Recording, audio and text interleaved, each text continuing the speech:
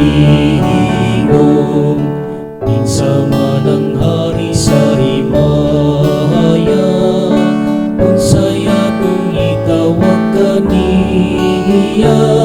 Emmanuel ang iyang ngalan, ang isa at sa mga katuigan, ang hari sa himaya ania, ang tibuok nasud nagmalipayon.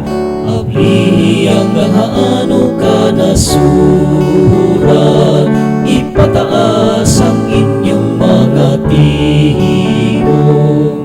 Atong awitan ang anak ni David, atong manunubos ug igsuon sa tibuok Galilea.